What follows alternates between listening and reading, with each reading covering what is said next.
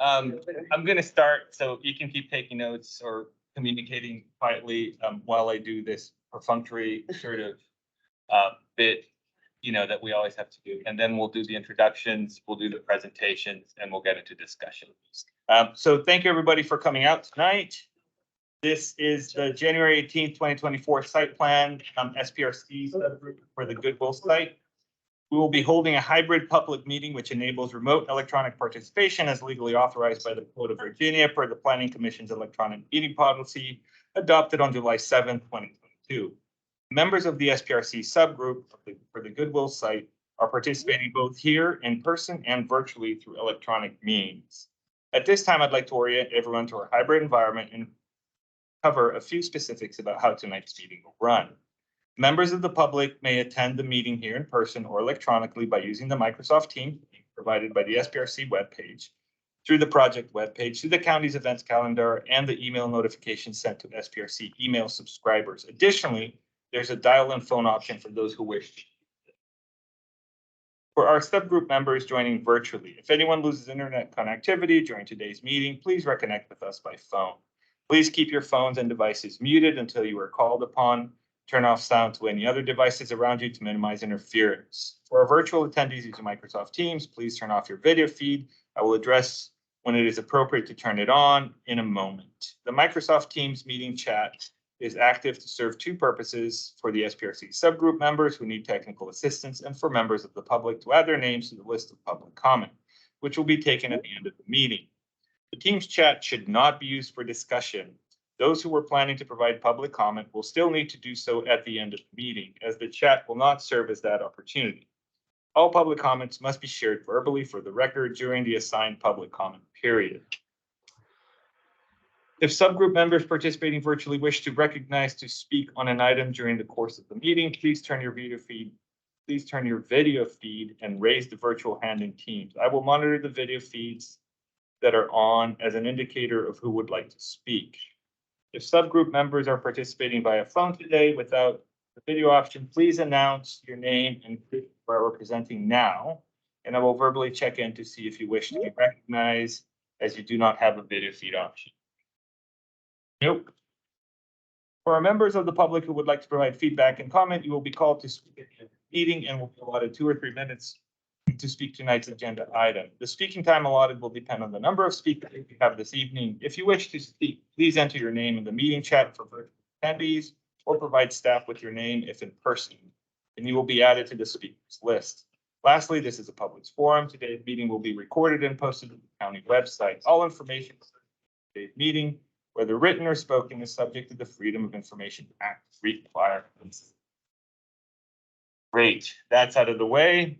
My name's Leo Sarli. I am of the Planning Commission. I am chairing this with my colleague, Peter.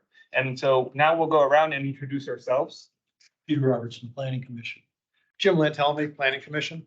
Dick Donahue, Forestry and Natural Resources Commission. Tony Striner, Planning Commission. Dawn Holland, Goodwill, Greater Washington. Catherine Malloy, Goodwill, Greater Washington. Mike Ninkowski with FICA. Michael Foster with MCFA Architecture. Andrew Painter, zoning attorney for the applicant. Josh Childs with AHC. Do you want to get the rest of our team? Sure. Jeff Cole with Goodwill. I'm Chuck Krebs from VICA. We're the civil engineer and landscape architect. Robert Gibson, Arlington County DES Transportation. Joe McIntyre, Climate Change, Energy and Environment Commission. Chris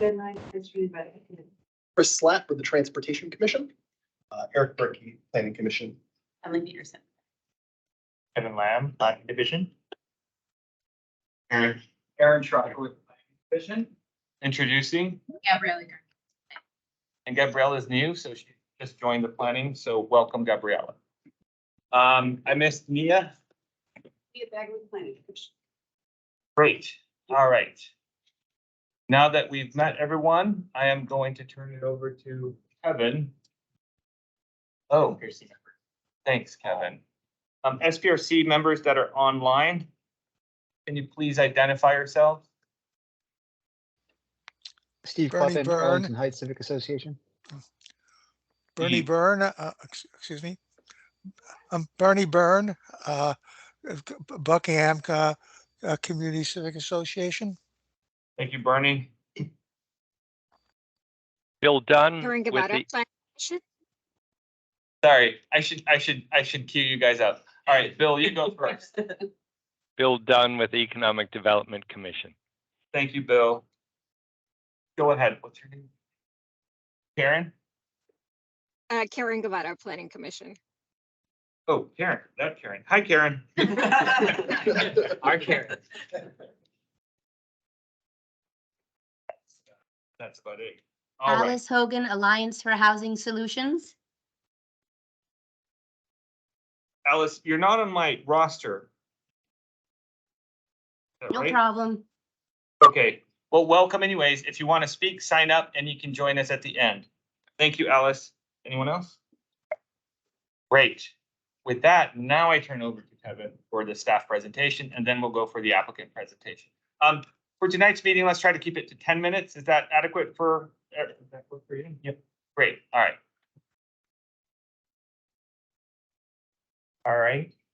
So good evening again, everybody. I'm Kevin Lamb with the Planning Division, and tonight I'll be providing a presentation on behalf of staff for the Goodwill site plan.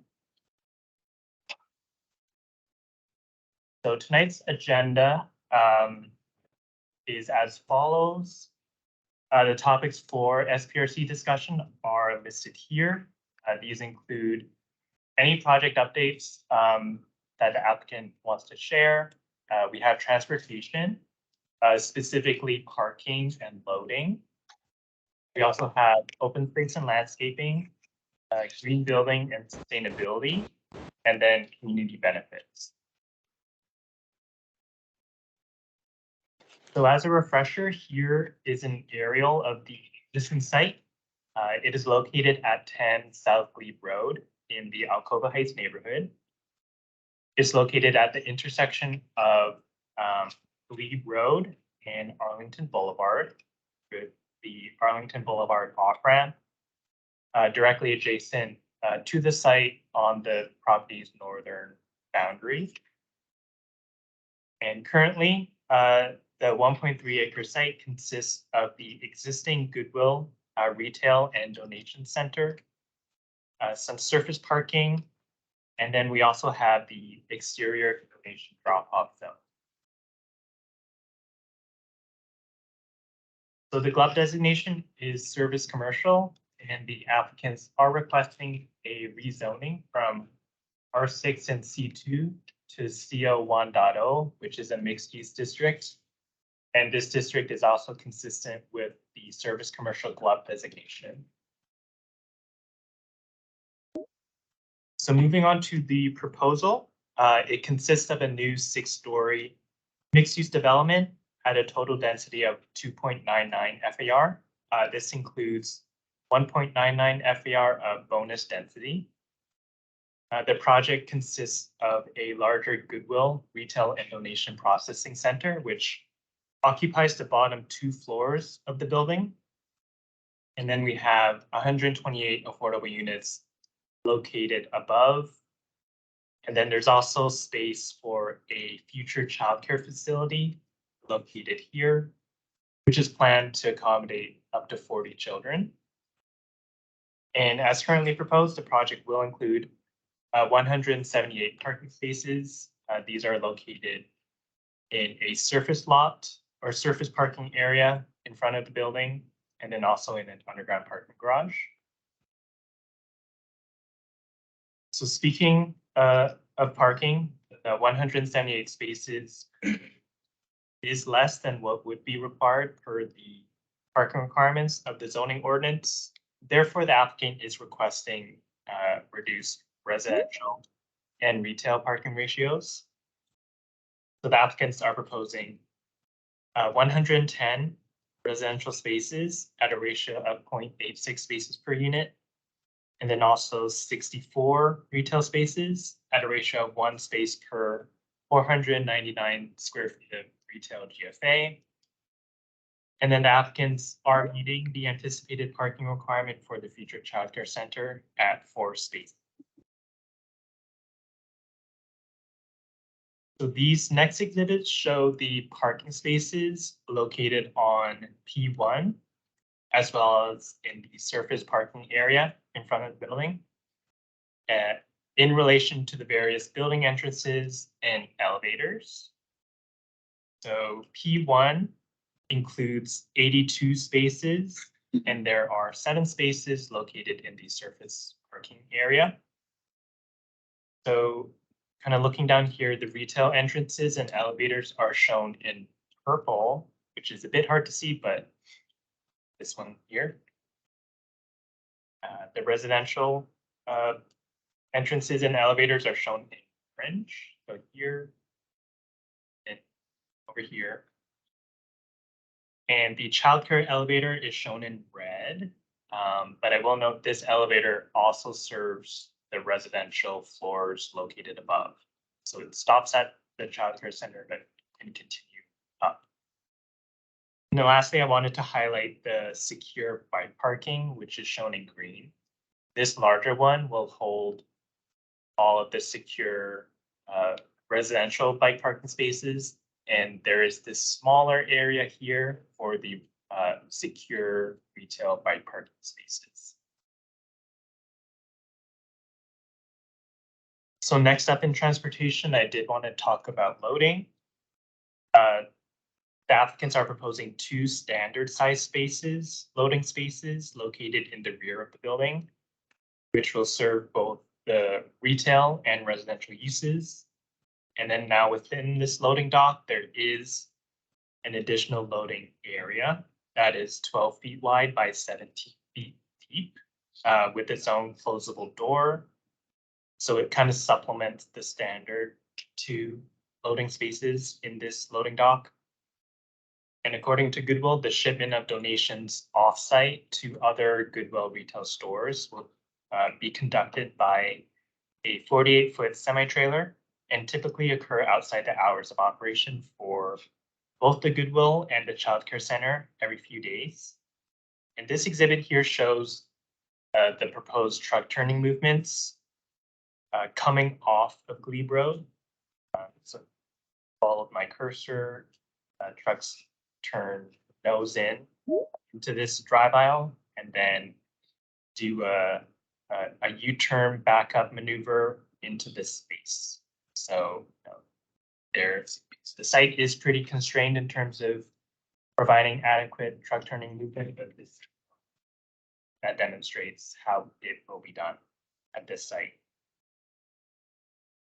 So lastly, the applicant has also agreed that the loading operations will be managed by Goodwill staff member who will kind of be the loading dock coordinator. So they will manage the loading dock activities for both the retail and residential uses. So moving on to open space and landscaping, the site includes an approximately 5,500 square foot outdoor play area associated with the childcare center. We also added this accessible ramp that connects the trail directly to the childcare center. Between the queuing lane and the building, a couple of bio retention planters will be installed to capture stormwater. And then along Glebe Road, there is this sloped planting area where there used to be parking. So this area will be planted with trees and shrubs. And then overall, within the limits of disturbance, approximately 36 trees are proposed to be removed and replaced per the county's tree replacement standards. There will be approximately 25 new trees planted on site that contribute to an overall tree canopy coverage of 11.9%. And this does not include the 13 trees that will be planted along the streetscape on both Glebe as well as the off-ramp. So the development will achieve an Earthcraft multifamily gold certification and is also requesting additional density under the Green Building Incentive Policies Incentive Program at the 0.35 FAR level. So this means the applicants will fulfill the corresponding GBIP program requirements, which include energy optimization performance improvement, and then also an Energy Star score of at least 80. The applicants will provide the baseline prerequisites of the GBIP as well, which include Energy Star appliances and water sense fixtures, EV parking, as well as bird-friendly class. And then in order to meet the 0.35 FAR level criteria, they will also pursue 3 extra options list items. And they have indicated they are intending to pursue additional EV charging. This level is at 10% EV charging stations and then 50% ready. They also intend to provide no combustion in domestic water heating. And then there's also a category for affordable housing, which they will obviously use.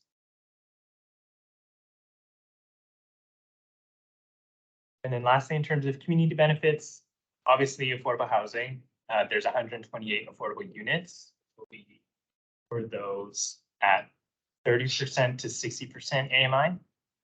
And within these 128 units, there will be 80 2-bedroom units and then 14 3-bedroom units. In terms of transportation, kind of as we discussed at the first SPRC, there's the Arlington Boulevard Trail improvements. There's also streetscape improvements along South Glebe Road. And then there is potential to relocate the bus shelter that's currently in front of Goodwill to the south, past the shared curb cut subject. This is in order to provide better sight lines for those exiting the Goodwill, trying to turn left onto Glebe. And then finally, in terms of childcare and the childcare initiative, as I mentioned, there's space for a future childcare center planned for. So in terms of community engagement, we did hold an online feedback opportunity in October/November, where we had 100 participants. A summary of the responses has been posted to the project webpage if you wanted to take a look. And then throughout this public review process, we have conducted outreach to the Alcova Heights, Arlington Heights, and Buckingham Civic Associations, as well as the Arbors of Arlington condos, which is located across the street from the site. And then in terms of process, here we are, SPRC meeting number 2, and we're looking towards the commission meetings in February. Commission and Planning Commission, followed by County Board approval in February in order to support the applicants' affordable housing deadlines. Here's my presentation. Thank you. Good Lamb.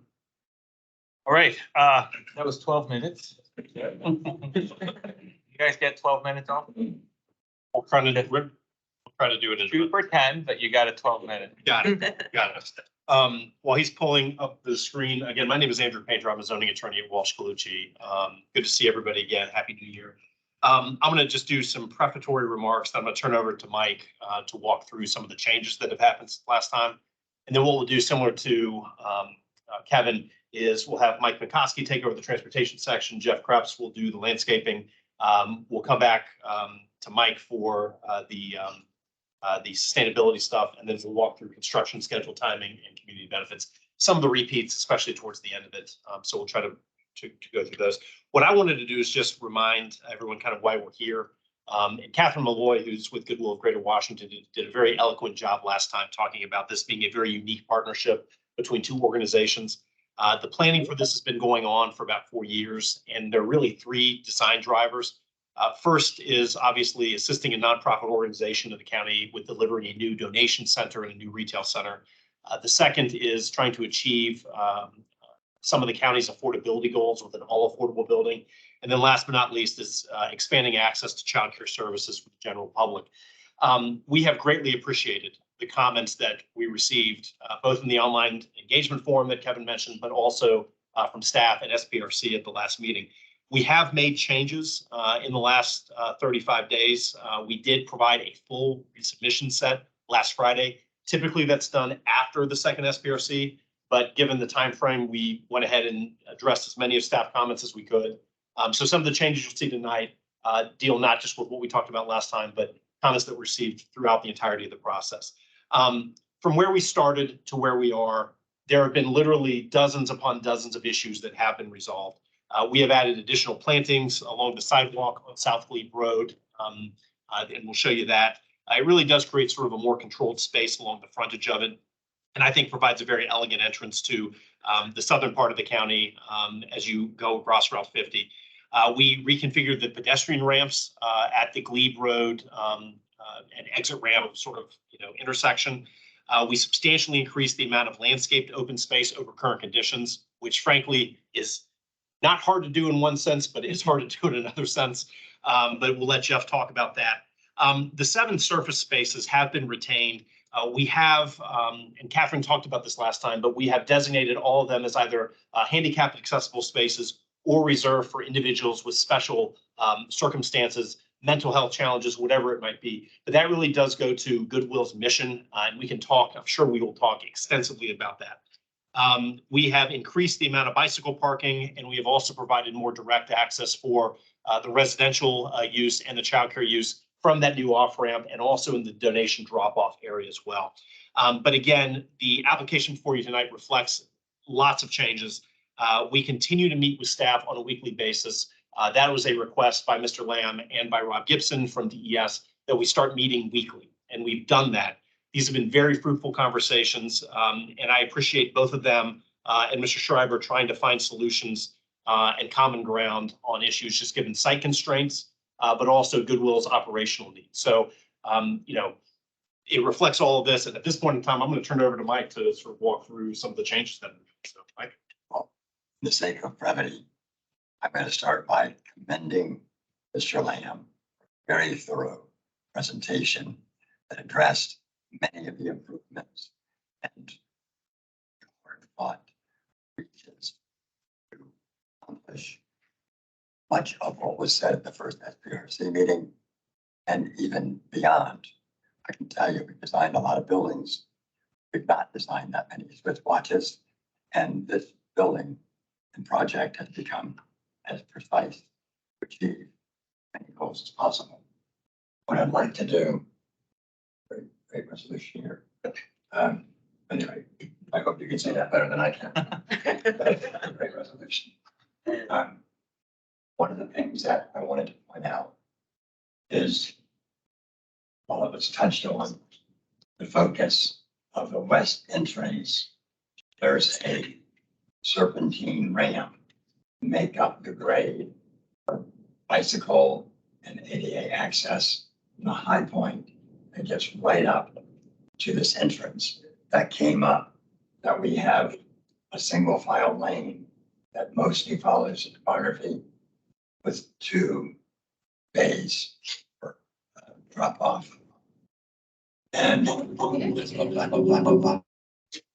then we've added 2 lanes for the daycare drop off, in addition to the 2 lanes, Goodwill drop off, and the child care, as well as the other residential entrance. Access from westbound or west oriented, and then on the east, an elevated crosswalk that clearly designates a priority for pedestrian first, with bike racks. So it's welcoming to cyclists, so that even a cargo carrier cyclist coming through could have its own access, own lane, dropping off at Goodwill or dropping off a child at childcare. But it is single file coming, single file going, unless they want to come in and leave the way they came. But we wanted to accommodate accessibility, welcoming for all persons of all abilities and all modes of transportation. Other than that, some of the landscaping has been covered and we'll have more detail. But it's, and then also a key feature is this sidewalk has been enhanced with bike trail and a continuous running fence with a bioretention planter that will grow and contribute to the biophilia on the building, and the depth of planting along the front of the building that starts to mask and transition to the access to the site. We'll address morning questions, but I want to focus on that. Yeah, hello, everybody. Mike Pinkowski with FICA Transportation. A lot of redundancy in what's been said here, but I just want to highlight what's happening circulation wise on the site. Before I get into the circulation, I do want to point out, just to remind everybody, I'm sure everybody remembers, that there's an existing driveway here today that's being closed. The two driveways along the frontage total about 78 feet in width, and we only have about 140 feet of total width. So driveways take up about 45% of the existing frontage today. That's going to be significantly reduced. This driveway is going from 36 feet down to 30 feet. So that in itself helps the frontage become a lot more pedestrian friendly. What we have here is three different colors or circulation patterns, the blue being vehicles, the red are pedestrians, and the green are bikes. So upon entering the site, a vehicle has the option, if they're donating or if they're accessible or special needs going into the retail, to turn right and either park or traverse around the loop to the donation drop off or the childcare or rear entrance. Then they would leave out the same way and out the site. If they are going into the garage, they would proceed straight beyond the building and make a right turn into the garage. We've talked about the trail improvements. We are widening the trail from about 9 feet today, which is about 4 feet of tree pit and 5 foot clear sidewalk, to include a 6 foot tree pit with a 10 foot clear sidewalk and a 2 foot clear buffer, and then a 6 foot tree pit along South Cleve Road with a 10 foot clear sidewalk. Today, this is a 4 foot or 8 foot sidewalk, then there's 4 foot tree pits, and then there's a 4 foot sidewalk. So it's kind of broken up today. It's kind of awkward walking through that area. As Michael mentioned, we have a raised crossing here to give the priority to the pedestrian. And by removing the landscape feature where we had a step concept through this area and putting in heavier vegetation, we are really focusing on pushing the people to one crossing rather than allowing them to cross in multiple locations. This slide starts to think about some on-site signage for vehicles and pedestrians. Obviously, here's the raised crossing that we talked about again. For the 7 parking spaces here that want to leave and go back out onto Cleve Road, there will be a stop bar and a stop sign for them. We're thinking about wayfinding at this location as a decision point to alert people to turn right to go to the donation or to proceed straight to the garage. After people make their drop off of their donations or their child, we're looking at some signage coming down the ramp here. We want people to know that they're entering the loading area and that there's going to be people coming up and down the ramps. So we're looking at either placing yield signs in this location with stop bars and utilizing the wall that's created with the ramp to both either provide a stop sign there and or here, or provide some signage internal to the garage or along the ramp to alert people that are coming out of the garage that they are entering that conflict point. Are you okay with that? Yeah, we can talk about these later if you want. Kind of touched on them both already. I'm just gonna jump in here. We've just hit 12 minutes. Oh, no. So if we can wrap We this up. talked about the parking tabs. We can get into this more, and I know people are interested in the user breakdown. This is the bike map. This is just the bus routes, highlighting the site in yellow here and the bus route. And this is trip generation. We can get into the weeds on this if everybody likes. What we're highlighting is the new and proposed trips on the landscape. Well, in the interest of brevity, I'm going to say that my esteemed colleagues are pretty much covered it. I have other numbers, people who quantify some things or questions come up, we can do that. But the big the big ticket items are, we've accommodated the trail along the northern ramp. We have doubled the open space, as Josh mentioned at the beginning. And we're meeting our canopy coverage goals on site, which is always an important element. We're doing our best to address the county's commitment to biophilia with the planting that we have. The buffer along Glebe Road is extensive, which obviously is in place of the parking that was once there. So I'll leave it at that, and I can answer specific questions on landscape as we go. Great.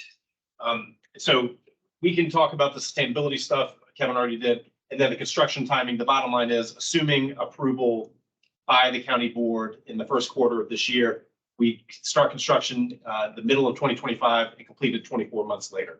So that's it. Great. All right. We have a lot of stuff. And community benefits too, but Kevin already covered. Yeah. I'll turn the. Thanks. All right. Well, thanks.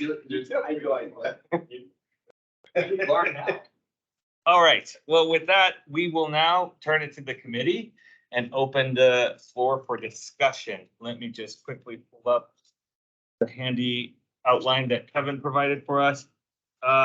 The first thing is project updates. So before we get into transportation, let's make sure there's any questions or any follow-ups that anyone might have with the updates in response to the SPRC 1 or any of the online comments. Oh, wait. Sorry, Pam, you're first, but there are a couple commissioners came in. Karen, which we talked about at the beginnings here. All right. Karen Steinberger from the Planning Commission and Alex. Sorry. I had a brain fart at our last meeting. Totally cool. We're good. Alex. Okay, Alex Sanders, thank you for coming out. Alex, sorry the table is crowded. This is, of course, an exciting thing, but we will definitely include you. So raise your hand if you want to say. Do you guys mind sacrificing a few seats for the community use, if that's all right? So we could have Sarah and Alex join us, Karen join us at the table. Thank you. All right. So with that, I will turn it over to Pam. Ms. Hine, you wanted to ask some questions. Just one quick clarifying question about transportation. I don't remember the last time. And so is that a new sidewalk planning, or did I miss it?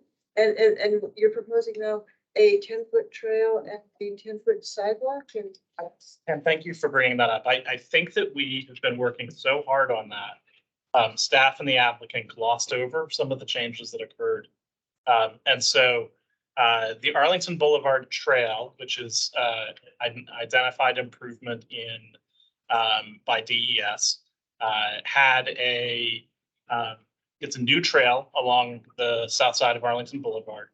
And so with this project, we were hoping to achieve multimodal trail facilities there. The project is showing and proposing a 4-foot wide continuous tree planting area, buffering the ramp from a 10-foot wide multi-use trail. And that is buffered from the site by a 2-foot wide either planted or other buffer area. We're still working on some of the details for that. So that 10 feet is what we identify as the minimum width for multi-use trails.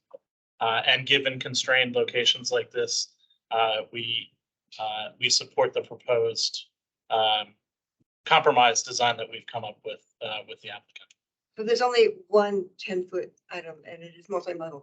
Yes. It sounded like there were two, and I was surprised. And then, as all good things, there's more to come. The sidewalk along Glebe Road was widened from an 8-foot wide proposed sidewalk at the last SPRC meeting to a 10-foot wide clear sidewalk. That 10-foot wide clear sidewalk matches the sidewalk which goes over and across Arlington Boulevard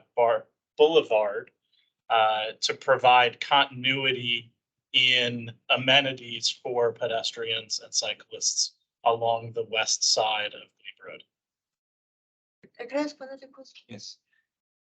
Can cyclists and pedestrians come directly from the trail into either the childcare, the donation drop-off, or do they have to get in line? So I believe the short answer to that is yes, but I will That's let, correct. um, Yeah, they can. If we flip to one of the slides, that was the serpentine ramp, accessible ramp that Michael was speaking to. Yep, right here. Yeah. Okay. And that wasn't clear last time. That was not there last time. Yeah. That's why it wasn't clear. That makes sense. Yeah. Your discussion. Inspired. great. All right. So any other project update questions or comments that anybody wants to do before we roll into transportation? Pam? We didn't talk about last time the apartments. You know, how are they accessible? Do they follow universal design? Difference between the 30% versus 60%. Is that something we can address briefly? Absolutely. So, yeah, brief answer, quality is the same across sort of sizes and levels that we'll have. We're pursuing universal design, which is a Virginia housing sort of standard for accessibility. Anything else?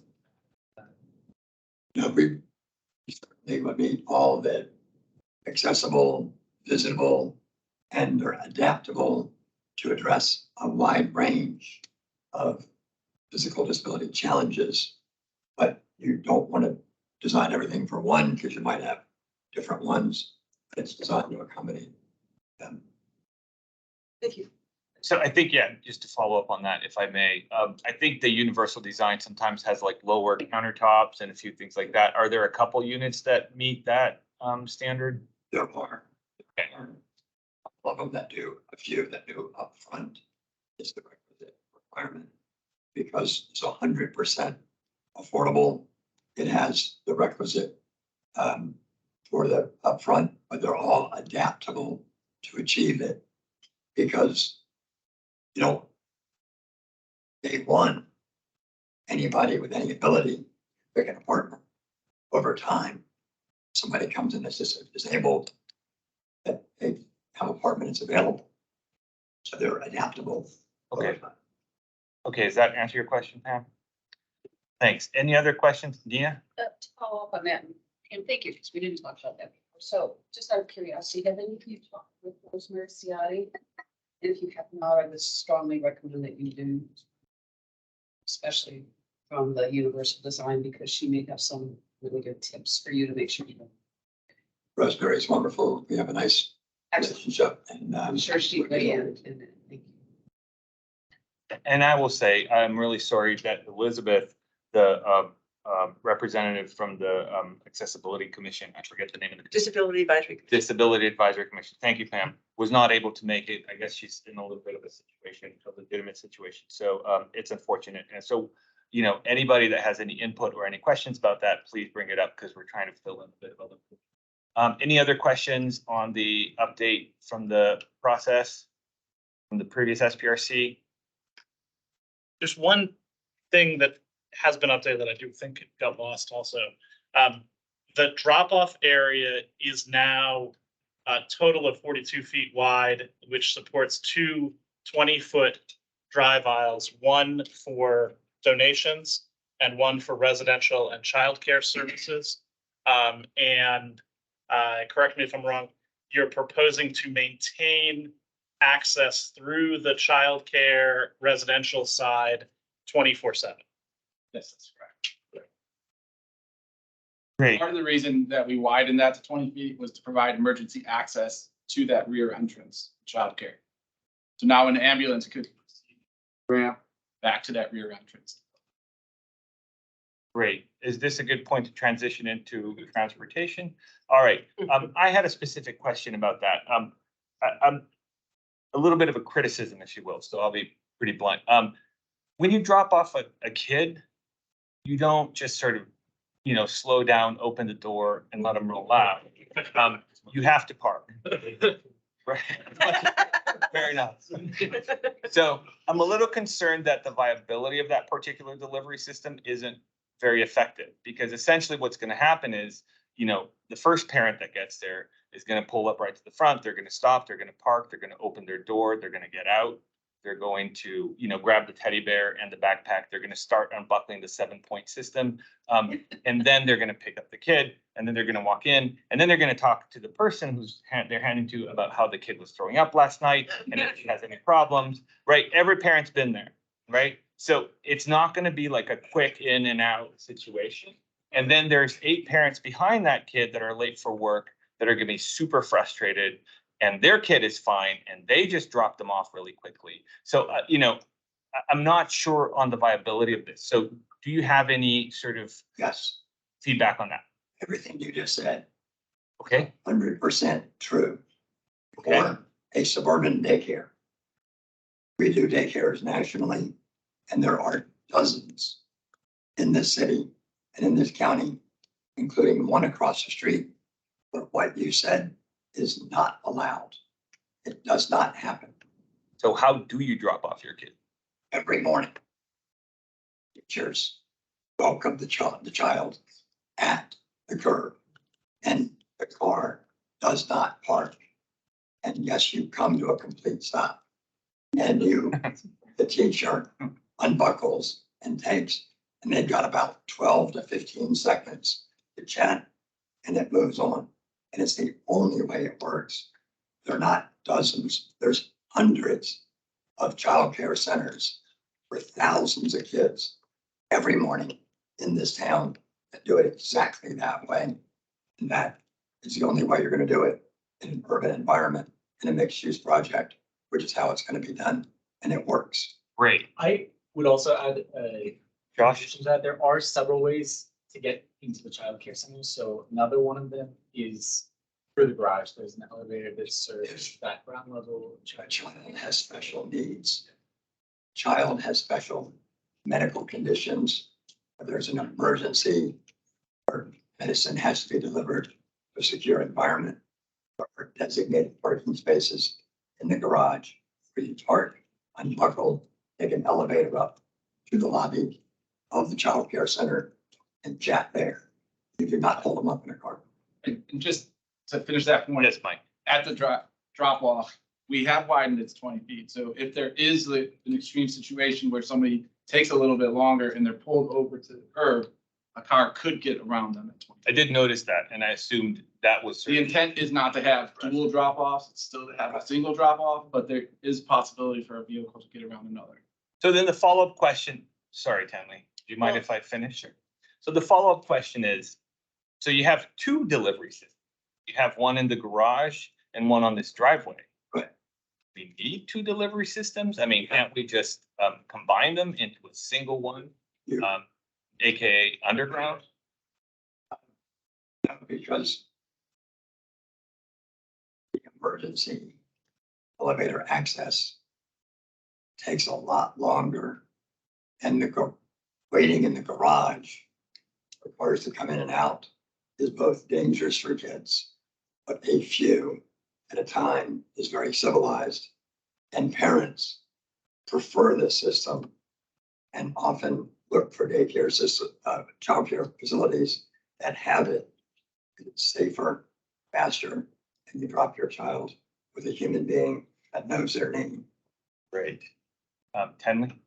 So I just wanted to piggyback on the questions about the daycare drop off, because in the last 9 years, I've been at 3 different daycare centers with my kids.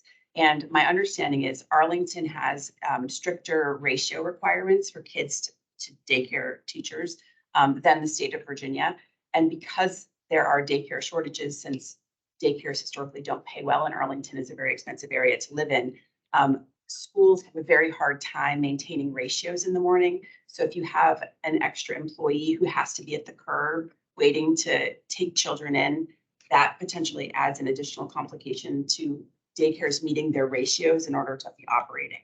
So I just wanted to flag that as something for y'all to think about, because I think all of the daycares I've worked at have struggled in the mornings and at drop off when they're not sure, like when parents are dropping off their kids and when they're going to pick them up, and they've got to make sure to meet the ratios. I'm very familiar with the codes.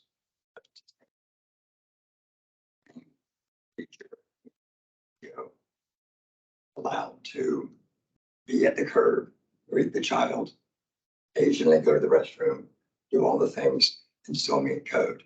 And that does not change the ratio. It is incorporated in the tolerance under the code for every standard in the Commonwealth of Virginia and the country. This is very consistent. We're not trying something out as an experiment. I'll also say HC has built several co-located childcare centers and apartments around this county in Alexandria and Montgomery County, one's underdeveloped now. We have already screened our designs with a partner we have mutual interest in. We are not experts in the childcare business, but these operational potential challenges and kind of quirks with the site design is something that ultimately the provider themselves will decide what is the best way to organize their facility. And so we have good relationships and have had good initial feedback and conversations with the provider. Thank you, Josh. So yeah, operational challenges certainly. Great. Karen? Question, can you clarify what you mentioned about parents not sort of or preferring to not go into the garage to sort of drop off the kids? What did you mean by that? There's greater safety and security, shorter distance between a child and a moving vehicle.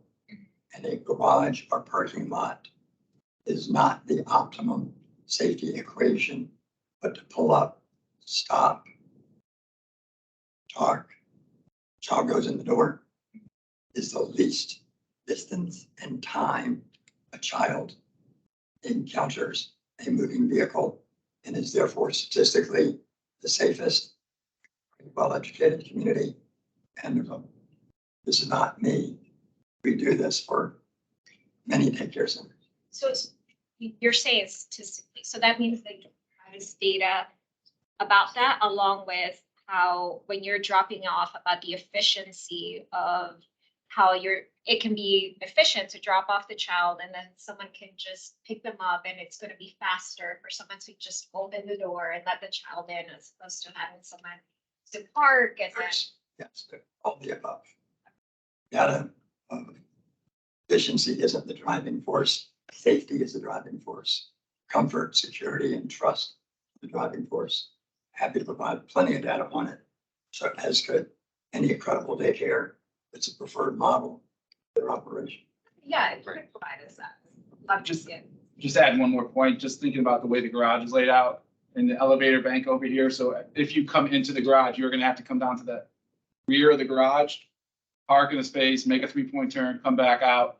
It's not going to be as efficient from a timing perspective and potential conflicts of parents dropping off down there. Another thing to remember is that the donation drop for Goodwill does not open until 10 a.m. So there was going to be no conflicts for the morning drop off back there as well. Just something to think about. That's a good point. I will just do a quick caveat that it can be designed to accommodate this sort of thing on a lower level. So you're sort of comparing apples and oranges a little bit, but that's a fair point. Let me just make sure Karen's finished with her talking. Karen? I suppose the other question I had, so you're gonna have parents dropping off the kids, they're coming in sort of from leave, but then you're also going to have students who are going to be crossing right there to go to school, right? Walkers, etc. Isn't that, it seems like that's really a sort of a dangerous path if parents are trying to drop off their kids really fast and then you're gonna have walkers, kids going there. It seems really quite a potential danger there.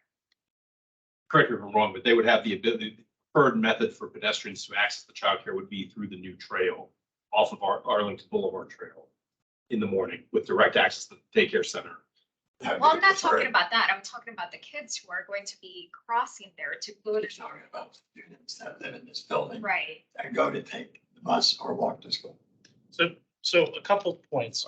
I do think that we need to keep track of the size of this daycare. It's a 40 daycare. This is a mid-size daycare in Arlington County. This isn't a large school facility. Second of all, the when we look at what the pedestrian improvements are for this project compared to existing conditions, this access point, the way it's designed, will have the conflict that you've identified with the potential for maximum 40, children getting dropped off in individual cars. But that is far fewer than the amount of conflicts at this site for pedestrians that we see today. Today, all of the pedestrians have to cross the driveway that is the parking lot, the donations. This is hundreds of vehicles in the peak periods and throughout the day. So it is a substantial improvement from a pedestrian conflict perspective, while there still are some.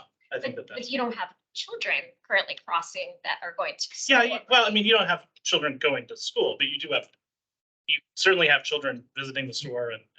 Yeah, but I think that's sort of a different sort of dynamic. But I also think that the way staff is looking at this, and we respect Michael's analysis, we look at this as that there are multiple avenues for arrival of the daycare. The daycare we'll be able to look at that downstairs elevator and evaluate its effectiveness and desire lines. So there's that point of view, there's the drive-through. And we can't forget that there is a huge synergy between the existing affordable use above the store that will provide students potentially to the childcare facility right at the site. We're gonna go with Tony and then, oh, sorry. Well, I have a very quick question. Yeah, I thought you said you didn't have it. No, I do. Okay, all right. This is for staff, actually. So we're talking a lot about the childcare, and I appreciate that. It is only 40 students. It's a pretty small childcare center. Right. But as far as this process of how folks are going to kind of come in and out, there will be a use permit application at some point. Could this potentially be something that is part of the use permit, like the conditions? It will be. It will be. So maybe that's more of the venue for this conversation. That doesn't typically come up before planning commission, but the county board would approve it. Okay, thanks. Okay, Tony. All right. So, the daycare is a smaller concern, but to me, the bigger concern is the fact that you're going to have a Goodwill, donation loop crossing that intersection, the same intersection that realistically on that side of the building is the only way to get to the sidewalk. Mucus. So to me, that seems that area of conflict. I work in transportation, so like kind of my thing. And so that to me, that seems like a pretty dangerous spot, especially because it's like I said, it's the only way that pedestrians can really get to the sidewalk. And again, you have the Goodwill constantly looping in donation drop-offs all the whole day, really.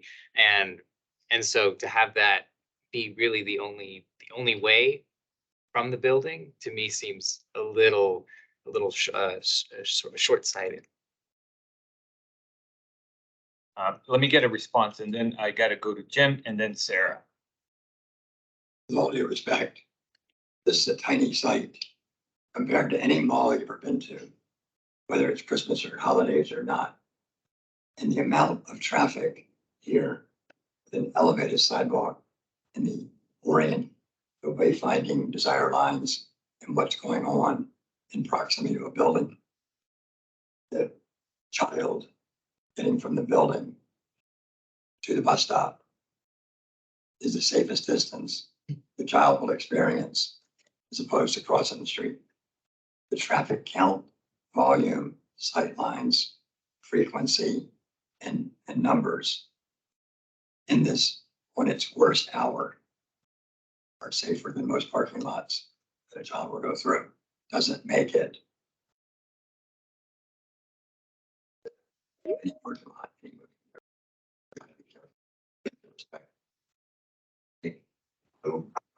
At a point when it's worst day, and do everything with signage, elevated sidewalk, prioritize the pedestrian, things that never happen in a shopping center or on a county street.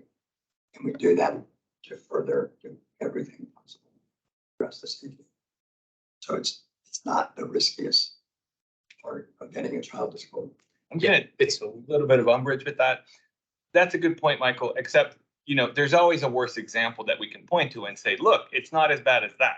So, you know, that's fair, except it could be better, right? And I think this is what we're trying to reach for, is we're trying to reach for better. Like, yeah, of course, there's always more dangerous scenarios that we can point to and say that was less successful. I'm not pointing to worst case. Most every street parking lot in Arlington. No, I understood what you said. What I'm saying is we really ought to go for the gold here, you know, that's, I think we all agree on that. So I'm just sort of pulling back a little bit. Any other ideas? We're not against it. I just Right. add that we're using very tight radiuses here. Vehicles, I mean, they will be turning in, have to make 2 turns quick at a short distance. So, you know, with tighter turning radiuses, you do have to drive slower. We are providing that raised crossing again. And, you know, as a potential option, we may even be able to add like a bollard sign in the middle that can be moved when trucks are delivering, that you see at some crossings where it says stop or yield to pedestrians in crossings. And if we added it right in the middle, that would make the driver have to. Sorry, I'm gonna interrupt you. You can't put there because that's where the truck is backing up. But those are movable, like with a weight. They Okay, can move all right, them and just making sure. Yeah.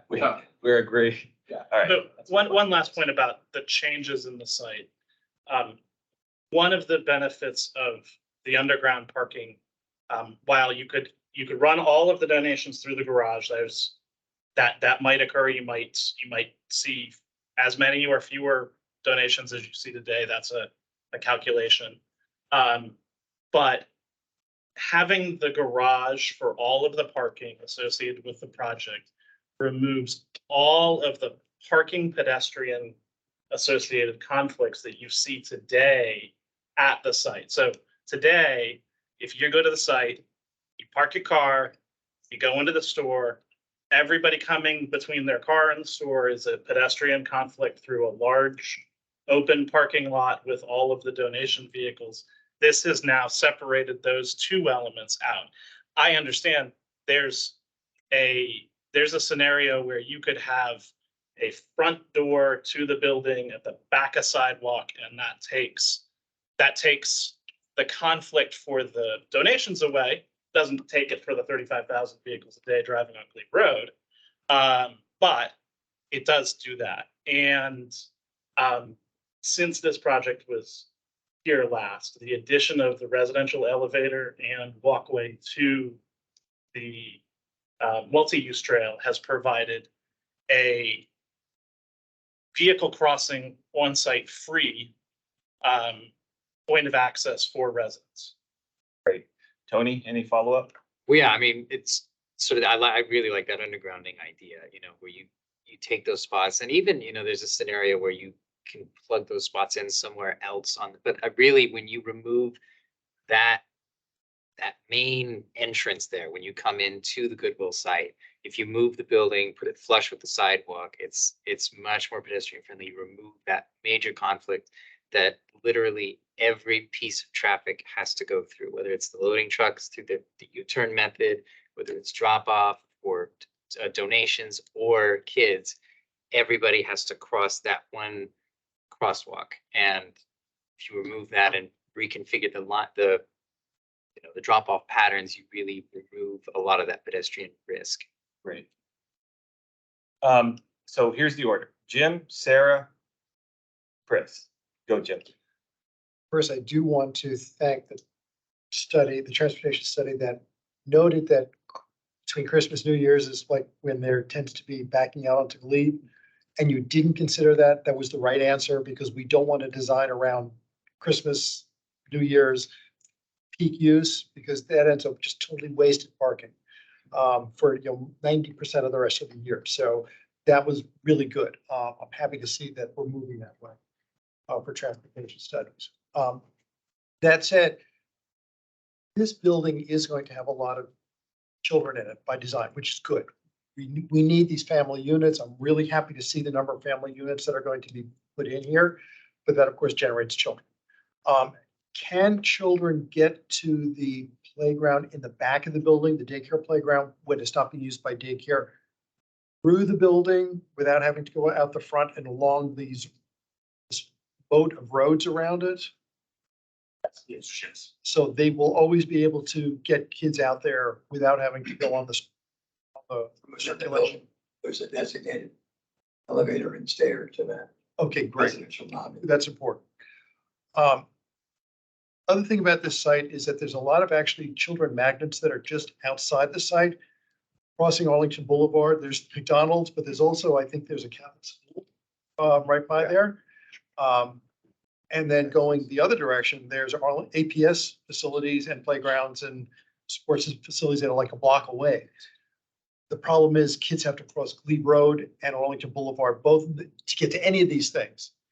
You have to cross these major roads. And that's makes me a little bit nervous, but that's unavoidable.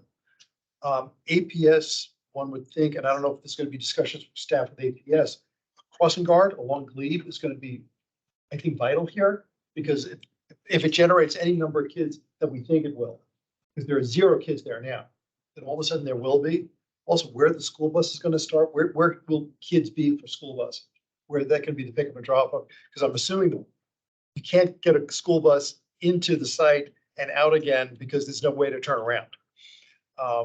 So that really doesn't work. So it's going to have to be on Glebe Road, I think. But someone's got to talk with APS about how that will work.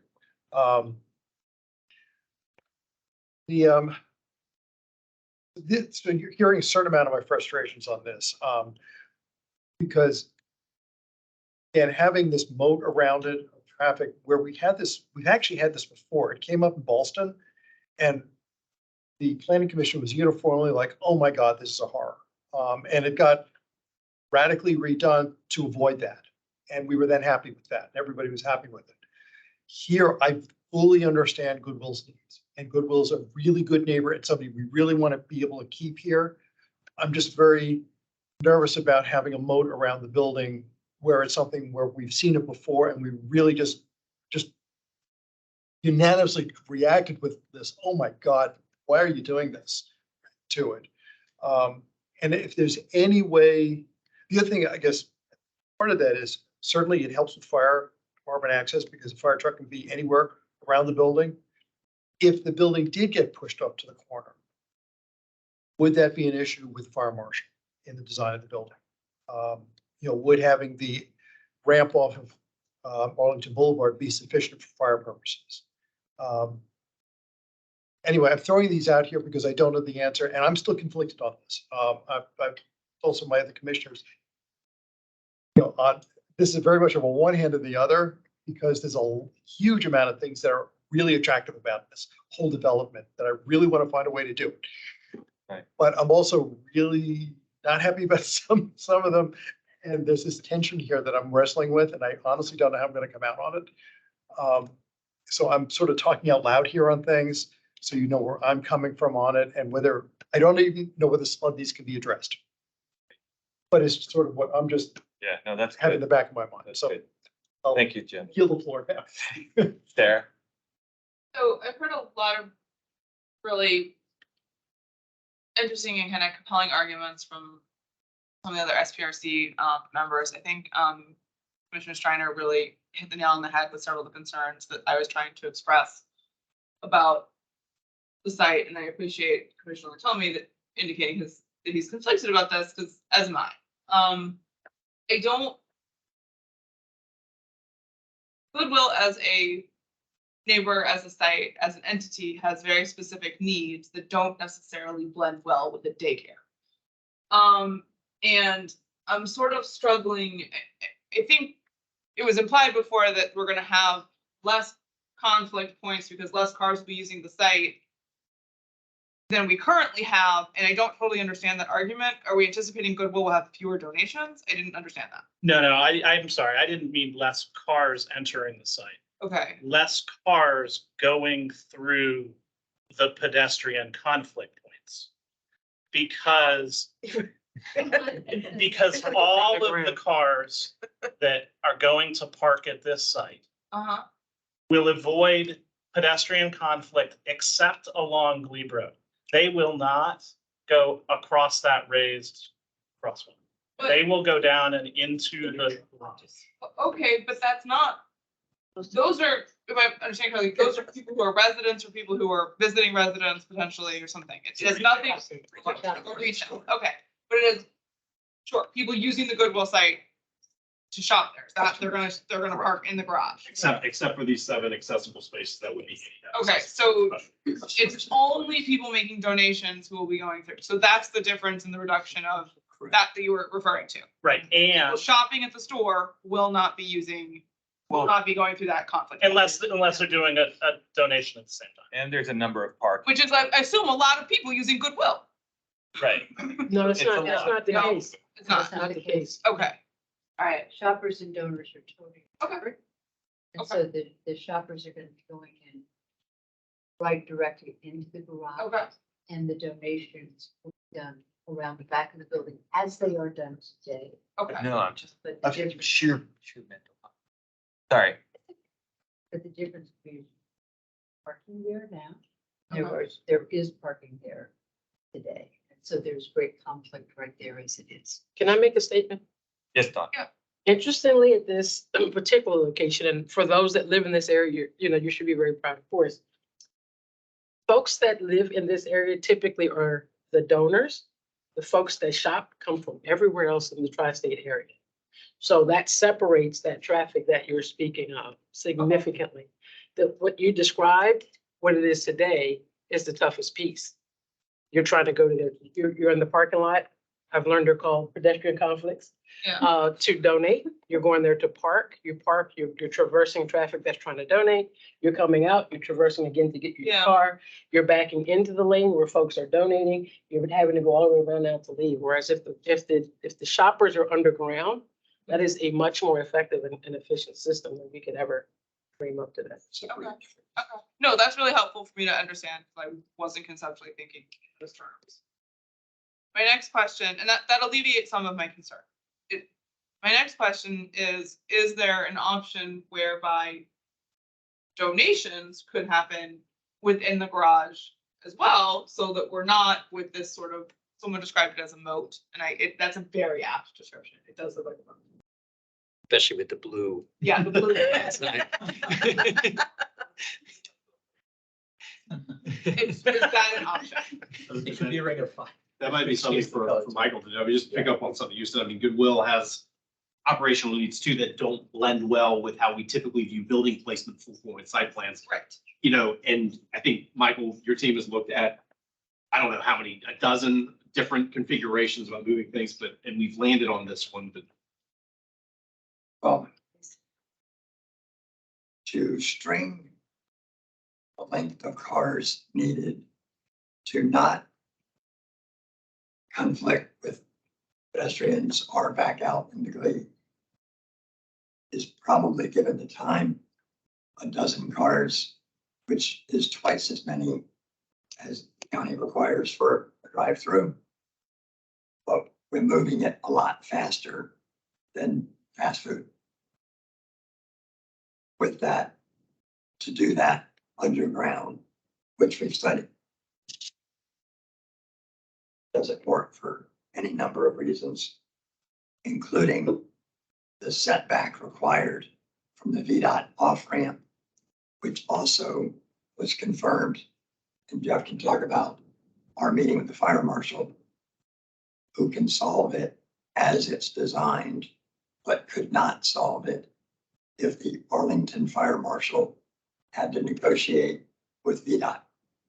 And that ramp cannot and will not be used for fire access because they need to rely on public safety, i.e. control it, and VDOT will not agree to be controlled. I'm sorry. Are you saying that moat driveway has fire truck access? No, it doesn't have fire truck circulation. It has staging for fire prevention. But if we got rid of it, it's like you can't use off ramp, VDOT. but they can use that drive for staging for fire access. What does the fire department do currently? Yeah, It's not a multi-story building. it doesn't have to be a So driveway the though. standards are different because. It's just a one step story back. building. By going to a multi-story building, there are different requirements for the fire code. Answer is yes, but also a VDOT road, like Glebe, is a road. And it's straight in that location. A ramp is curved. And they do not want it, they will not allow a fire truck parked or somebody zipping down and comes on the ramp at speed, because you can't stop fast enough. But I'm sorry, I'm still confused, but the ramp doesn't, not the ramp. The moat doesn't allow for a fire truck no matter what. It allows for staging the hose, ladder. Got it. But the truck is still on the ramp. No. Where is the truck? In front of the store. The, I think it's there. right, the technical requirement for this height of building is to meet 50% of the facade, Okay, the fire truck. He will not park. I see. I see. So stages, but it's not. No, but what you need is a setback, right? It doesn't have to be a driveway. It just needs to be a setback with some sort of a surface that can be negotiated by non-vehicular equipment He has to be able to get to 50% of the facade with his truck. with his truck, and then he has to be able to drag hoses, which is what Michael was saying, stage and drag hoses by man, right, around the building, and he can do that with the various valves that are installed within the building. But his truck access is where he will actually park to, if in the worst case scenario, to fight the fire. He has to get this frontage by parking in this parking lot, and then he also uses this piece of the driveway and then back into this area. This is all paved as well. So we're covering this piece of the facade, which amounts to the 50% that the fire marshal was accepting of. And just to be clear, the truck cannot park on Glebe or just the ramp? Just Glebe, it can, but it won't. But he won't. Because it can, because it's straight and flat. Curved at an angle. Got it. Is the difference.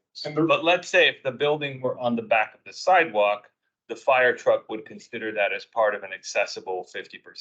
Potentially, he has, so the requirement is he can be no closer than 15 feet from the building and no further away than 30 from the building. So if it's in that magic zone and he can get to the facade, then it would count for meeting coverage. Got it. Thank you. So there's also another level of complication with the work that they've done on the site design. We talked about it at the beginning, which was, we showed those bright green slug lines of the tractor trailers serving the Goodwill facility.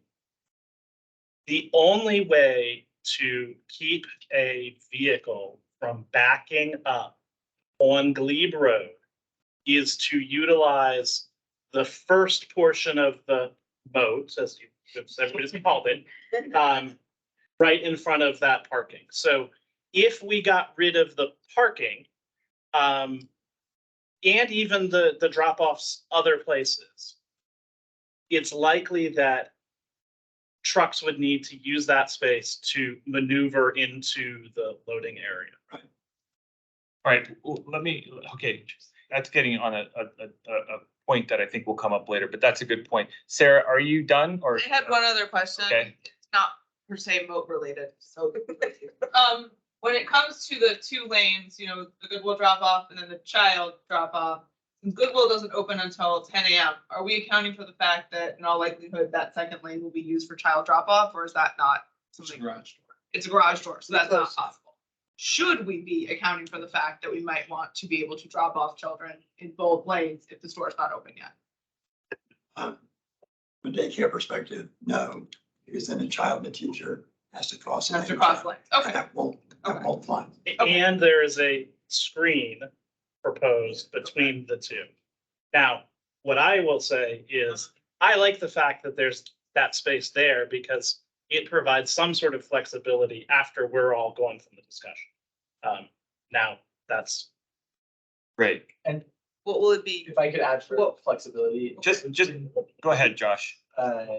So the path on kind of the residential lobby side We've also talked to one of our management agents about sort of operational challenges, and parcel delivery is a major issue at appetite sites. So we're planning for residential mail delivery to be in the front of the building, parcel delivery in the back, which will also have residents in the space. Eyes on the tunnel, and it'll be well lit and safe. Great. Sorry, I'm a little bit cognizant of the time, so I just want to keep us moving. This is a very good conversation and I don't want to shut anybody down, but you know, it is what it is. We have some time. Mr. Slatt, you're next. Sorry, Sarah, are you done? Now you have the. I want to mostly echo a lot of what Commissioner Lantelmi said. I love the heart of this project. I love the core of this project. There's so much to love about this project. And I just feel like there are so many negatives coming from the moat. That's why we all want to like figure out some other plan, right? Like, and including things that we haven't even talked about yet. I will shock everyone and criticize the ease of use by someone driving into this site, the way it's currently set up. It feels a lot like the problems we all have at Virginia Hospital Center, which is the moment you enter the site, you have to make a decision. You have to know which way you're going. Like as soon as you get into that driveway, or you either need to turn right or you need to go straight. And it makes a big difference. Like one of them really goes to the drop-off stuff and one of them goes to the garage, and recovering from picking the wrong one is very challenging. You know, like you have like a very short amount of time to process a sign that is telling you which direction to go. And then like all the stuff that's already been talked about from like a pedestrian conflict standpoint. And like we've just seen so much happen in garages, right? Like we live around here, we live in an urban area, right? There's a car rental place that operates out of a parking garage. There's, you know, huge grocery drop off and pickup that's happening in garages. We've seen all of these things. And so like, I just think like the overwhelming feeling here is like, there must be some way to make this circulation work in the garage. So like, I love the project. I love a lot of what you have done improvement wise already. The access from the trail, I think is great. The fact that now there is a trail and not some tiny sidewalk is fantastic. I just think like the moat brings so many issues with it, including like these retaining walls, which every retaining wall I've ever seen becomes a graffiti magnet in like 3 weeks. So I just really, I know you said you've looked at it, like if there's a way where you enter the site and everybody kind of goes the same way for a bit in their car, and then they make a decision, and that circulation is happening primarily underground and not in this ocean of asphalt around the site. I just think it would take a project that is great as its core, but feels very ugly from the outside right now, and turn it into a project that is just great everywhere. That's what I would love to see come out of this process. Thank you, Mr. Slatt. I will piggyback on Mr. Slatt's comment and say that there are significant examples around town that we can point to that are car centric at the beginning, but they have turned into underground parking. Like I think the Target up on Glebe, just north of here. I think of Trader Joe's, right? All of these come from a suburban sort of parking lot, surface parking lot approach. But having that frontage, like one of my criticisms of this design is the moat pushes the building down and away from the activity, right? So from a marketing perspective, I think Goodwill in particular is undermining its own brand by sort of being down by the moat. If you push it to the street edge, one, it becomes a significant beacon, right? We love using the word gateway, but I'm not going to do it.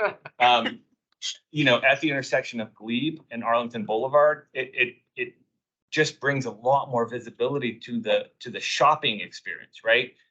Arlington, and I'm very sensitive to the idea that it's not Arlingtonians that shop here, but you know, all the same, I think having that visual connection to the store will actually bring more business to the store, make it easier to locate. You know, it's more of a beacon. It becomes more of a corner thing. I just think it's a little bit of a missed opportunity by setting the building back. That's. Can I go Yes, with you Karen. for a sec? Because Sorry, Catherine, you respond. yeah, no. So I was just gonna pull up really quickly, if I may. Sorry, Karen, can I just let Catherine respond? Oh, sorry. I thought you meant if I could respond. Sorry, it was confusing there. Go ahead, Catherine. Okay. First of all, we have spent just so much time, obviously, and I think very well, really working to try to work this site. It is 1.3 acres. It's small. I'd like to just address one thing just with you. What happens right now is exactly what the donors do right now. The donors are not going to be changing anything differently. When they come, they go around the building, they go down, they come out, and they come out this way. So the donors who have been there for years and years and years, not only what's going to be wonderful is that they're going to go around, it's going to be covered. They're going to be able to have people come out, who will pick up their stuff, and they'll just keep moving right around. So as far as the donors are concerned, you're saying you're concerned a little bit. The flow of the traffic for the donors is right there. The flow of shoppers will just be going right in and then down to the garage. So that complexity that you were talking about, I think is answered by that's the flow of the traffic right now. Now, let me talk about Target and Trader Joe's. Silver Diner also. So this is going to come as no surprise to you because I said this the last time. You all, we are in the business of serving people with differing abilities. And that is our mission. And I will tell you, we've spent, I sit here and I think we've spent a lot of time making sure that the bikers are taken care of. And I am all for it. And I think it's fabulous that we have gone ahead and done that. We've talked about pedestrians and we've addressed pedestrians. Talked about the donors, we talked about the shoppers, we've talked about the residents. And the one thing that we need is that we need to make sure that we are taking care of the people who are our mission, which are people who have differing abilities. And thus, that really right there on the front is when you say front and center, as far as our Goodwill is concerned, front and center, that is our good. And Thanks, that Catherine. has to stay there. Yeah, I'm gonna take a little bit of umbrage with that too. I think that's a very noble intent, one that we as a commission, a committee, and a community as a whole stand wholeheartedly behind that approach. We really are cognizant of any ADA issues, of any special need issues. This is not something that this committee, commissions, and everybody here takes lightly. So we hear you, and I think that's a really valid point. Having said that, we have done a little bit of homework on this because last time you mentioned, and both Robert and I take it very seriously, and we went around and talked to Rosemary, we talked to. I talked with Kevin, who's Right. listening to other county staff. Anyways, we talked to a bunch of people. And the takeaway from that is there's a few problems with that approach. First of all, you can't get an ADA certified, sticker for a sort of an anxiety issue, right? And it's not making light of the issue, but it's a little tricky to get that certified. And then usually, and this was a Rosemary quote, ADA folks, right, with special needs tend to be slow getting in and out of their vehicles. So hands down, every time they want it undercover, right? Because if it's even spitting lightly, they will get drenched. And we had the same problem with APS when we were talking about the heights and the kids coming out of the bus, they just get soaked, and they're always saying like, we need to cover where the kids are getting in and out of the vehicle because it's just such a long process. So the ADA spots on the front, right, aren't ideal, right? Even from the ADA thing. Now, I know that there's some people with anxiety issues with the issue of like sort of elevators or even underground parking. The problem with that is as a community, right? And as we try to reach more density, we are going to have to really rely on underground parking. And the flip side of that is the sidewalk going up, well, crossing that intersection point that we've already flagged as a point of conflict, right? So 80 years, let's say this building lasts 80 to 100 years. There's multiple generations of children that are going to grow up here, and they're going to be potentially a little bit anxious, right?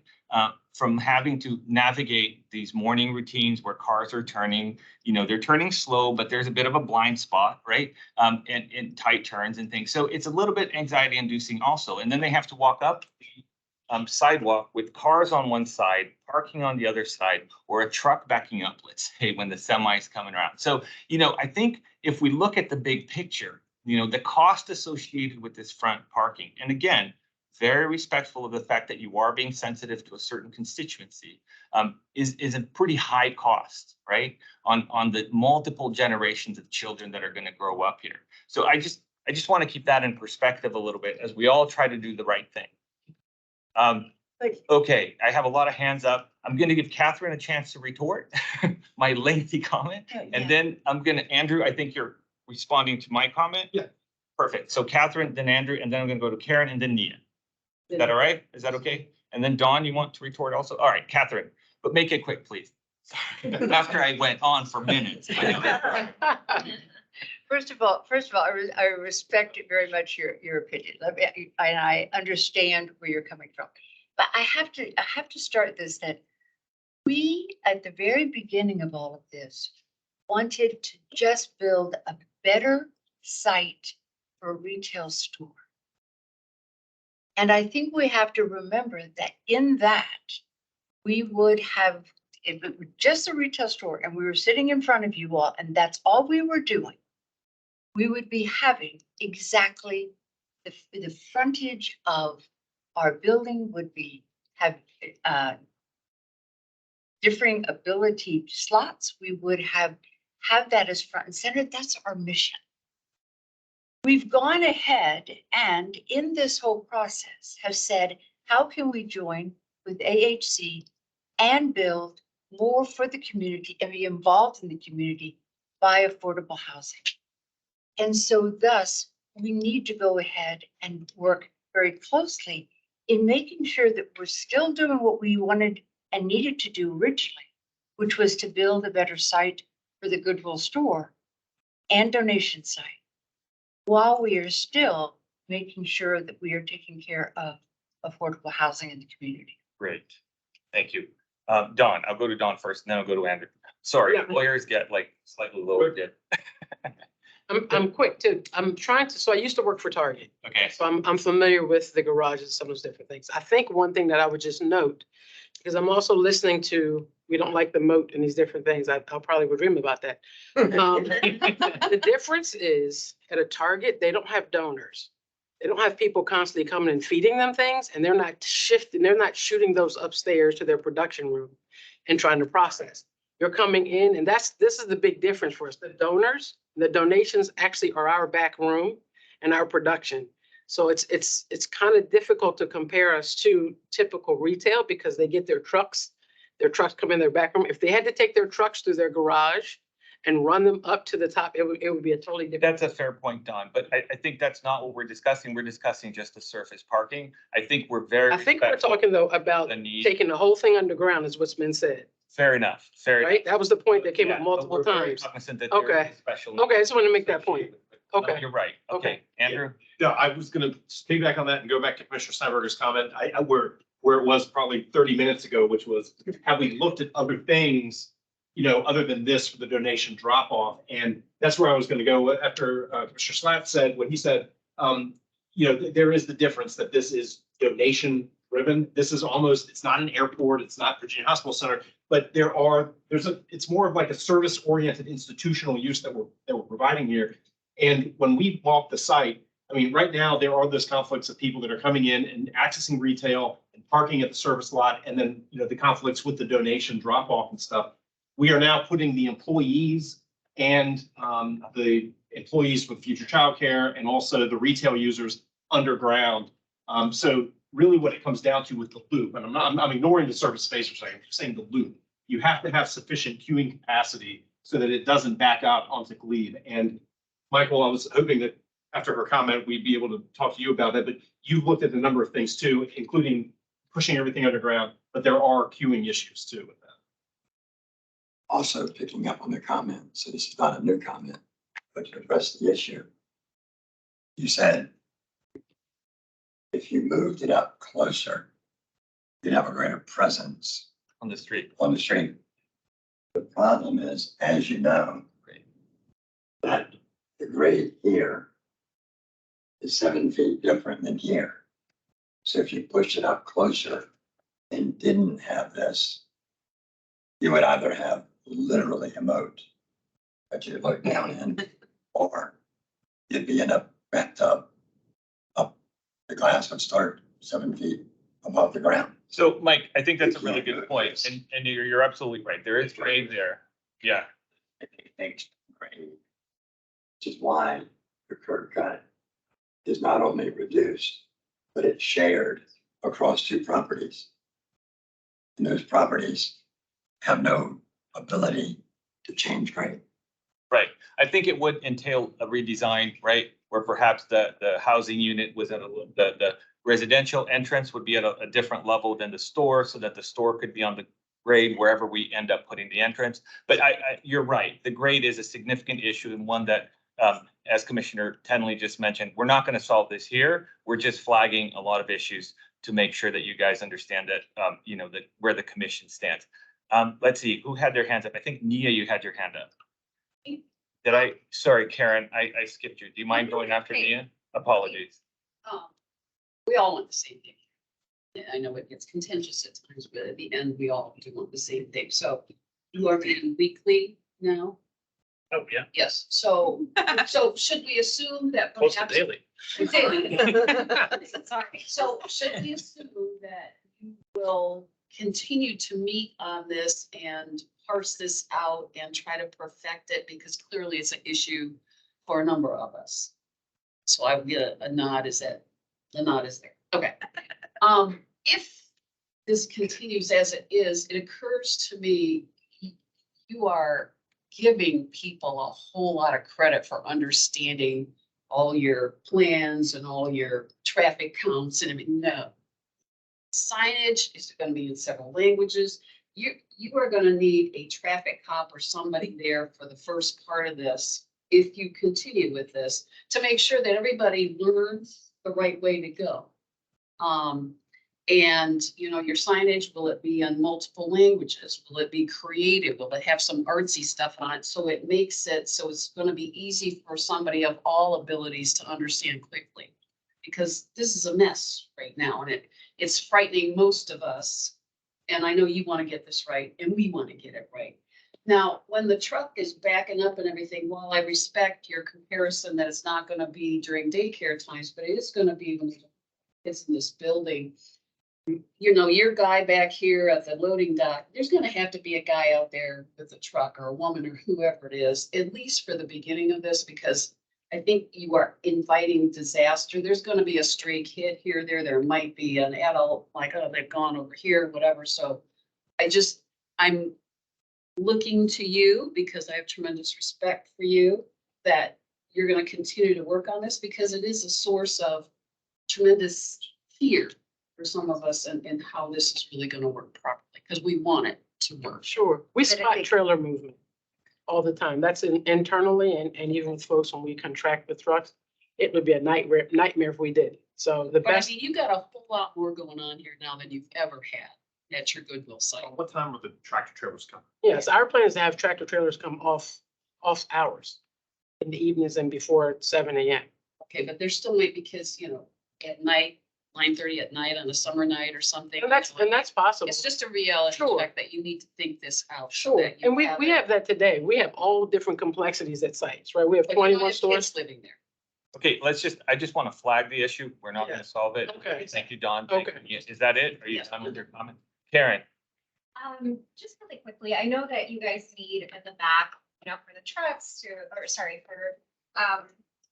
the setback for firefighters to allow, do it just and move it enough so that, there's enough room for the requirements that they have, but not enough so that there's an entire moat, and then put the rest of the operations in the ground. Is that an option that you considered?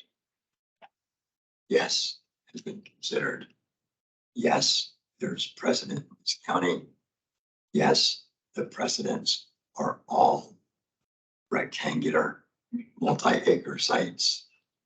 that made that possible. This is long and narrow, and a truck turning around, even a 3-point turn, takes more space than the site exists. And we have looked at turning around vehicles on this footprint. And it's not an opinion, it is the radius of a turn that is safe, doesn't even fit in the setbacks. And it would project above ground because it can't be fully underground on the site because the site is sloped. And that gets into what I was saying is the VDOT setback. I struggle with this as an architect, designer, urban planner, and former planning commission approved and not approved a lot of projects on the other side of the table. And I can't agree more with the sentiments, the concerns, the heart, and the goals and the commitment. And as I struggle with that personally, I had to weigh, do you go down the road the best you can, or do you leave it like it is for the next 15 years? Because they are going to do a new store with or without daycare, with or without housing. But if they don't have the housing, there won't be any underground parking, and it will get 10% better than it is now versus 1,000% better than it is now. That's the challenge. Great, thank you. Just one last thing. Sorry, okay, let's just do that. So Karen's gonna finish up, then I'm going to Timothy, then I'm going to Eric, then I'm going to Alex. Did I get your name right? Yes. Thank you. All right, Karen? Just one quick thing. I was looking at other Goodwills that you guys have actually kind of around the world. For instance, this one in South Korea, where you don't have parking at the front. You have this one in Indiana here. Okay. And that you don't have that. I was just wondering, and it's right at the street. So I was just wondering, I know the bigger mission, but you do have examples throughout the world where you don't have that. And so I'm just wondering if you'd have that consideration here as well. You know what though, what you don't see is you don't see where the parking is on the sides and what have you. And first of all, there are So it would be here. 3,000. Can I jump in here? So Yeah, I think she's just highlighting a point. I don't think we need to like hash this again, but I think the point is that there are Goodwills that don't have parking in the front. Yeah, there are Goodwills in our territory that don't have parking in the Right, front. exactly. This is a unique site, though. I know Catherine's trying to respond. Sure. Fair enough. Rob, for some reason you had your hand up a while back. Did you want to do something quickly, say something quickly about transportation? So I'm venturing out on a limb here, but we have a Quickly. yes, we have a responsibility as staff to listen to everybody and everything that goes on in this process. I have lived in Arlington County for the most of my near 50 years of life. I've been a patron here at Goodwill for a long time. I have to struggle with a lot of this plan. It is not an easy plan to get my head around. But the only way it happens if the Goodwill donations continue. That is the single priority that Goodwill has expressed to us. It's their money, it's their lifeblood. And my personal experience is, I don't go to Goodwill when I see that the line is backed up. I go some other time. The only way I can do that is by seeing that the line is backed up. So there is some human factors that they are innately concerned about with burying the Goodwill donation operations. Great. You haven't said that, but Thank you, sorry Rob. that I have to. I'm going to shift over to Tenley here. Very quickly, and I don't need a retort or anything. I just wanted to say for your information, I am so excited that this property has 128 affordable units at 30 and 60% AMI. Planning Commission generally loves that. 3-bedroom units, yay, we love that. Childcare for 40 kids, yay, like all of these things are wonderful. 50% EV ready, we are so excited. I am also very skeptical of the moat. And one other benefit, if there was a way to design that out of the picture is that there's a lot more potential for green space, increased tree canopy. A lot of times in these planning commission projects, it feels like we have to choose between affordable housing and sustainability. And I feel like this site has such amazing potential to deliver on both. And for us to be like so excited and cheering from the rooftops when you bring this to us next month. And I think, as you've heard tonight, there's a lot of concern, and that will follow to the hearing, unless there was a magic way to solve this problem. And then all of us are cheering and we're excited and we're like wanting to submit this for awards. And so I just think there's potential here if we can figure out a clever way to do it. And if we can't, then we'll probably have a similar discussion next month at the hearing. But that's all. Thanks. I'll associate myself with that comment and add, we're also very excited that Goodwill is staying here and that you're a neighbor. You know, I really, really, really want to iterate that. We love you guys and we want to keep you. The impact for, you know, recycling, the environment. I mean, there's just so many positive things. So at no point in time, whatever you take away from this meeting tonight, you know, there's no feeling that you guys don't deserve to be here, that we don't want you here. End of story. All right, Mr. Berkey. Not fair calling Commissioner Peterson. That's everything I was gonna say, so I guess I'll associate myself with her comments.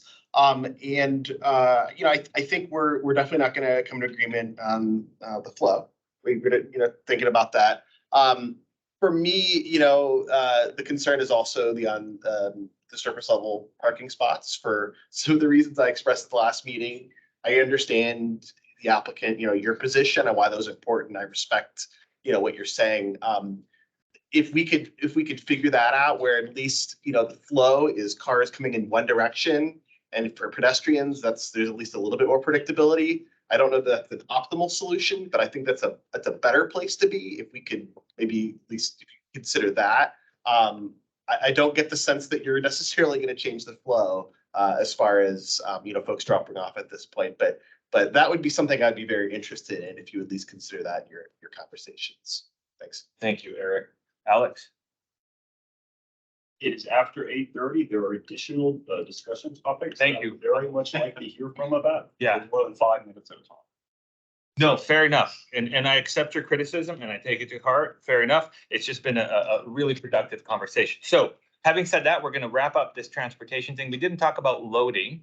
So I'm just going to quickly flag that I'm very skeptical of that truck auto drive layout, you know, and again, having had experience with like Giant over in Alcova on whatever, down there on Columbia Pike, I've watched trucks knock over bollards, knock over plants, knock over fence, knock over fire hydrants. You know, these truck drivers, you know, they're not quite as good as the computer. So just really pay attention to that. Rob, I'm flagging you on this. We really have to make that work, you know, for the lowest common denominator.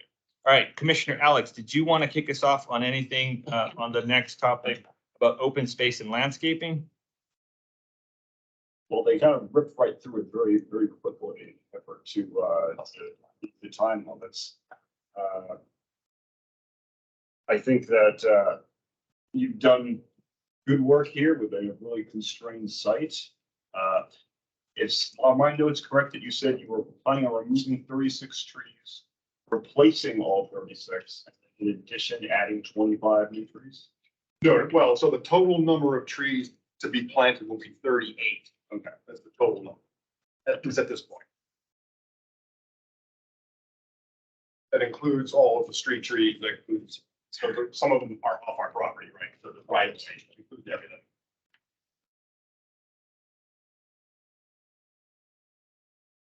Anything else?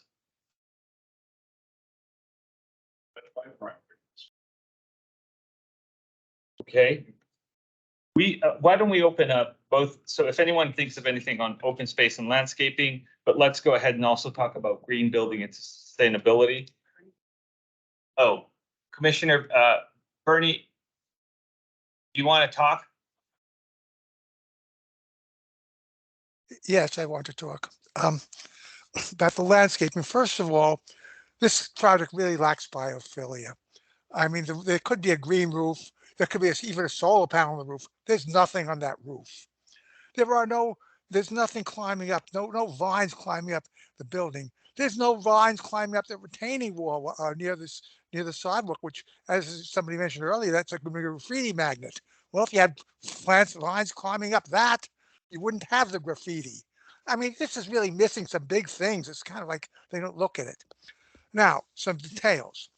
They were very nice and sent that gave us prepared on January 12th, a preliminary potential plant list that it contains this milkweed.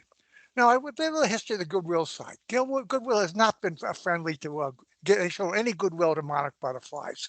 They used to have not mow the area between the off ramp from the Arlington Boulevard to their site. They didn't mow it off, and no milkweeds growing there. Well, then somebody decided, oh, it's nice to make this look better, so they mowed it more frequently, and that was the end of the milkweeds. They killed monarch caterpillars. They took away monarch habitat. Now this project's going to do the same thing. They're continuing the same way, and I guess VICA still hasn't learned what it's all about. They're going to put swamp milk. They're going to put butterfly weed there. That's a milkweed. However, as is quite well known, butterfly weed monarchs do not lay very many eggs on butterfly weed. There have been studies that show this. There have been comments in various publications by the Virginia Butterfly Society. Hey, You Bernie? do not, yeah. You're getting quite deep into the weeds. Yeah, I want to get to the weeds. I want them to get rid of the butterfly weed, and I want them to put in common milkweed there. Thank Because you. common milkweed is the only thing that's the weeds, and VICA doesn't do this. And I wish they would. So, okay, the issue is flagged, and if you don't mind writing an email to, I think Jeff, did I get your name right? Yep. And then, and make sure you copy Kevin, and we'll make sure they get all of your plant list suggestions on there. Anything else that you wanna cover? Well, it's, as I say, the biophilia is a big thing. But anyway, there's other things. There shouldn't be any cultivars in there because cultivars, they're often malformed. They don't feed pollinators. I mean, there's a whole series of things, and it's kind of interesting. Recently, the National Capital Planning Commission put out a guidance, and it covers all these things. Arlington County will probably never put out a guidance because it's dysfunctional. Okay. But they can refer to that, and then they'll learn how to really. National Capital Planning Commission, they know how to do planning for landscapes. Arlington doesn't, and VICA doesn't. Perfect. Thank you, Bernie. That's a good tip, and we'll make sure Jeffrey knows that we got to look at that list. Common milkweed is the important thing to put there. Perfect. Thank you, Bernie. Kate. Two quick things, and one's a question. First of all, I'm really happy to see the extra plantings on the slope by Glebe Road. That's really great. I'm glad you're being able to keep those trees, at least the ones that are still in decent shape, in the back. And it's nice that can kind of meld in with the adjoining property. So there's actually a space there that is, compact, that really does provide some eco services there. My question, two questions actually. The first one is, most of the tree pits that you're able to do, like in the front and along in the back, you said they were 6 feet? The planting strip along the off ramp is 4 feet wide. Yeah. It's continuous. So Okay. it's one big long pit, Okay. right? The ones on Glebe Road are 6 feet wide. Okay, because it's one of the things that we see over and over again is the bigger the tree pit, the better off the trees are going to be. It's just, and the 4 feet is like the absolute minimum, but you're saying that you've got it's continuous. Okay. Anything that can be, and I don't know if there is, but if there's anything that can be done to expand that underground or any other way that would help those trees out, I would highly encourage it, just because, they don't have a very long life to begin with. And the more we can do right up front, I mean, that may be the best you can do. I mean, it's good that it's continuous. That's good. You bring up a very good point. And the reality is the county does have soil volume guidelines for all the street trees, which we will be required to meet.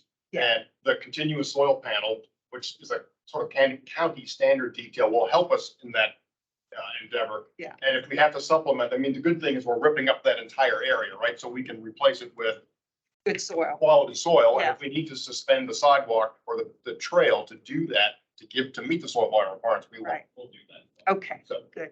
Because it's like the minimums or Right. I'm always going to be asking for more than the minimums, but that's great. My other question was, back to the roof. I brought this up really, and I know, it seems like at the last meeting, you're saying that it was solar panel ready. Right. Right, which is great. I am totally with, Joan over here with the solar panels. I think that's fantastic. I'm just gonna point out that just because you have solar panels does not mean that you can't have a green roof as Agreed. well. So, I'm just throwing that out there for your consideration. I think the more, when you look at this space, it is such an asphalt heavy space, you know, and it's just really difficult. It's like if there's any places that we can actually put some green things that do, you know, with Bernie with his, you know, the pollinators, he's right. Or even if people could have little raised beds there to do a little vegetable garden and grow herbs or whatever.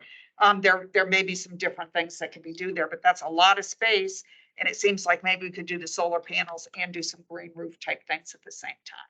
Thank you. Thanks, Kate. Robert? This has been an extraordinary conversation to my mind. I'm so impressed with what Goodwill and AHC have done in accommodating the concerns expressed by the county staff who have worked so well with them already. I've learned so much, Rob, from you and the Transportation Commission. I have the same concerns that Chair Sarley and others have mentioned about the sort of challenging transportation issues associated with this site. But I'm really impressed, Rob, with how much you noted they've done to try to address concerns and make this the best project that they possibly can. I was in private law practice for the last 3 years. And my single biggest client was the Easter Seals organization, working to serve people living with disabilities. And Chair Sarley said, and I think he's absolutely right, that everybody at this table wants to try to ensure that we're serving well people living with disabilities. But I will tell you with all respect that there is no one at this table competent to represent people living with differing abilities and living with disabilities other than Catherine. In representing the Easter Seals organization, I time and time again, and I didn't try that hard at it, noted my own bias for able-bodied people creeping into the things that I was doing for Easter Seals. So I look to Catherine and Jeff and the others to help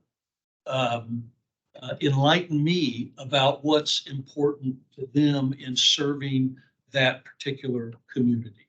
And I just want us all to be sensitive to that. And it doesn't mean that they've already given a lot. They may have to give more. I'm not sure where I'm going to come out on this, but I know I'm going to look to Goodwill to help me understand whether we're helping them meet their mission or not in this process. Great. Thank you, Peter. Joan? Just quickly on the biophilia, as much soil volume you can, beyond the minimums, just please do that, because I suspect the minimums are probably not sufficient. Trees need lots of room, so key thing on that. And on the child care center, it looks like there's a good bit of shade and dense, but again, as you're looking towards the landscaping, that's a huge educational opportunity for the kids, is to, use that as part of their experience, and also to make sure that there's plenty of shade.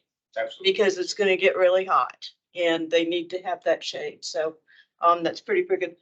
Now, turning on to the other sustainability items, I really want to be thrilled about this project. I think I am, but the details are so few, and obviously couldn't read the slide as she went through. I did notice in the slides that I looked at the other day that you're looking at the international future, what is it? Future living. Are you getting certification on that? Or, how are you working with that? And some of the specifics, we look at what the energy efficiency is. Our baseline is ASHRAE. Again, your Earthcraft gold, and they look very much at building envelopes and insulation. I would suspect that would, but again, kind of getting that baseline confirmation that all your systems are actually going to be all electric. And, a bit more detail on the solar. Our office has accredited professionals in all the above and more. Yeah. We use those standards as a basis for design quality. As for certification, and you already know this, that LEED is wonderful, Earthcraft is wonderful. They have a different way of calculating the commissioning. And at 6 figures a pop, we don't do certification of everything. We bring the values forward of just living futures, all the above, but our tax credit and zoning rides on Earthcraft.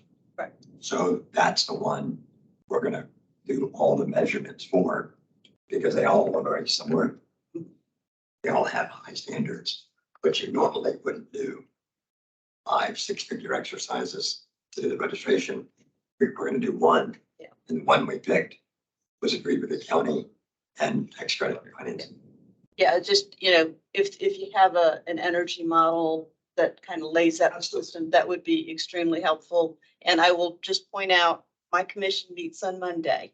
That is our only opportunity to approve a letter on this project. So I have to have a letter drafted. I have to look through our checklist that we use to be able to, kind of verify what I think is in this project. We have a big meeting on this topic.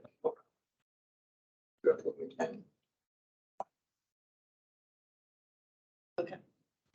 Yeah, but again, and the other is, what you're doing in terms of reducing embodied carbon.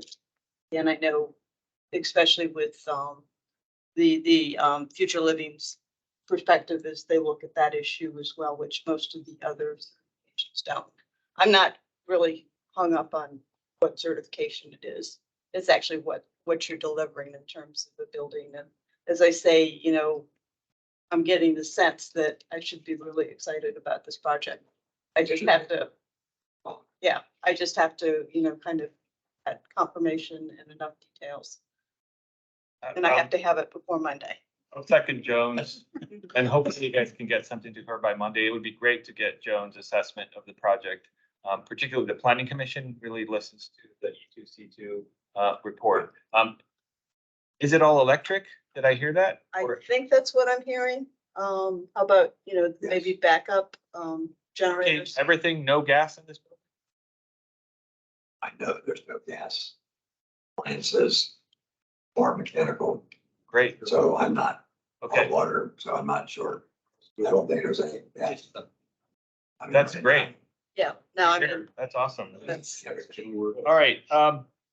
Is that it, Joan? I'm gonna look at you. I think so. Okay. Again, need a very quick follow-up because I'm under a pretty tight deadline here. Are there any questions on community benefits? This is our last topic for the evening. Eric? I'll be very quick. So I know so financing is not strictly part of the site plan, but I am just kind of curious for the affordable housing elements. This is an AHC question. So you're going for tax credits, but can you just briefly describe what other sources of financing you're pursuing project? Yes, we're going for like a 9/4/20 for the tax credit financing. We are in talks with some other stocks. The funds, knowing that the Arlington funds are strapped. So yes. You're speaking to the affordable housing investment funds. AHIP is. Thank you. Any other questions on community benefit? Mr. Byrne, you had your hand up. I'm sorry I didn't get to it quickly enough. Did you want to say something? Yes, I did. This was a comment that going on the comment about the solar panels. We don't know if the solar panels will actually put there. They need to be them, but the important thing is it is very possible and easy to put plantings underneath the solar panel. You just raise it a little bit and you put the plantings. You can put shade tolerant plants there, or if there's enough space between it, you can put the sun loving plants there. There are milkweeds that'll grow in the shade. You can do all of this, but there's no commitment here to do any of this. They're just saying it can be put solar panels. You need that. Now, Perfect. the other thing you need is that on the west side of the site, there's a big area behind the building, which near the playground, which is apparently has trees or whatever in it. That needs to have plantings of milkweed and things like that in it. Otherwise, it just looks like an unused space. Nobody's really planning to do anything with it. That needs to be planned. And if there are places that don't under trees that you can have it, you put shade tolerant plants under the trees. If in open space, you put other plants. That needs to be planned. I don't see any evidence that area is being planned for the landscaping.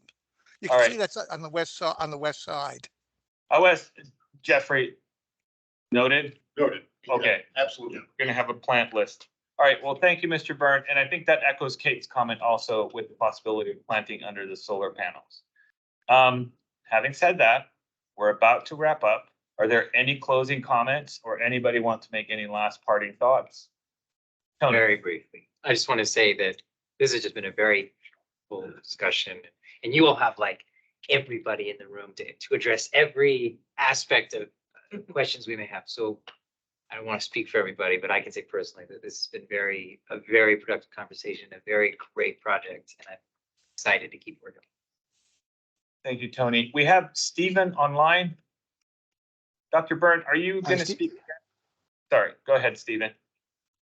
Steve Kleppen, Arlington Heights Civic Association. Just real quick, I know we skipped over the multimodal transportation. I'm just concerned about left turns leaving the facility as well as left turns going northbound on Glebe. I looked at the 52-page transportation thing. I'm not an expert in any of that, but it looks like there'll be several hundred more ins and outs of those kinds of things throughout the day. So if the staff could work with them to maybe help, I don't know. Thank you, Steve. That's noted. That's a good point. Chris, you should have brought that up. Just kidding. Just kidding. Pam? Hi, I ditto on everything that everybody said. We love the project concept. It's fabulous, but we really want to fix the circulation and be an advocate. I really want that. I'm scared. Are we going to have another? This is it.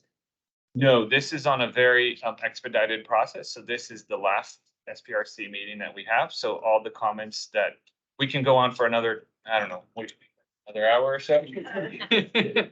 Yes, this is it. So next, I think we go to some different commissions, and it's going to go to the Planning Commission in next month in February.